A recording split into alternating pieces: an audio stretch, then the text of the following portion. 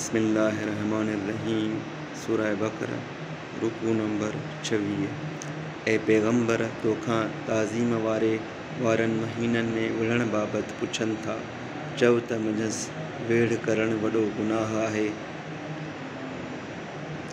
ऐं अल्लाह जी वाट खां झलणु, अल्लाह खे न मञणु ऐं ताज़ीम वारी मस्जिद खां रोकणु ऐं संदसि रहण वारनि खे मंझांसि लोधणु अल्लाह वटि उन खां तमामु वॾो गुनाह आहे ऐं फितनो यानी शिरक खून करण खां बि बिल्कुलु वॾो गुनाह आहे।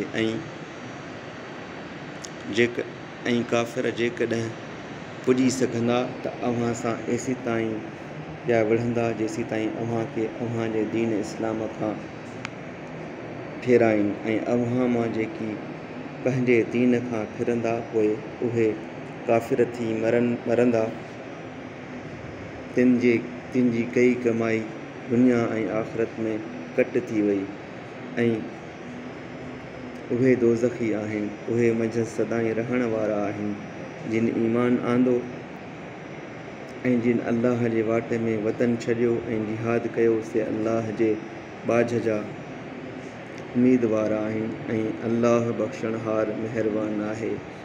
ऐं पैगंबर तोखां शराब ऐं जुआ बाबति पुछनि था, चओ त उन्हनि में वॾो गुनाह आहे ऐं माण्हुनि लाइ कुझु फ़ाइदा आहिनि ऐं संदन फ़ाइदे खां उन्हनि जो गुनाह तमामु वॾो आहे। ऐं पिणु तोखां पुछनि था त उहे छा ख़र्चीनि, चओ त घुर्ज खां वधीक ख़र्चो। अहिड़ीअ तरह अल्लाह अव्हां लाइ आयतूं बयानु कंदो आहे त मन अव्हीं ध्यानु रखो।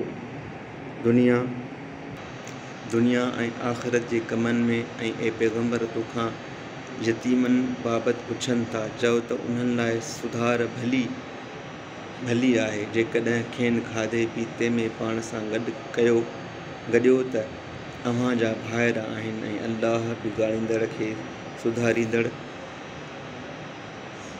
खां ॼाणंदो आहे। ऐं जेकॾहिं अल्लाह घुरे हा त अव्हांखे सख़्तीअ में विझे हा, छो त अल्लाह ग़ालिब हिकमत वारो आहे।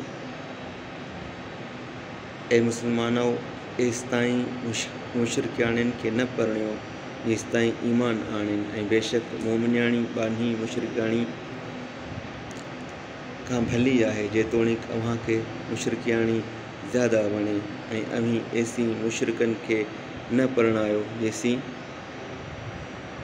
ईमान आणनि, ऐं बेशक मोमिन बानू मुशरिक खां भलो आहे जेतोणीकि अव्हांखे मुशरिक ज़्यादा वणे। इहे मुशरिक बाहि ॾांहुं सॾींदा आहिनि ऐं अल्लाह पंहिंजे इरादे मूजिबि बहिश्त ऐं बख़्शिश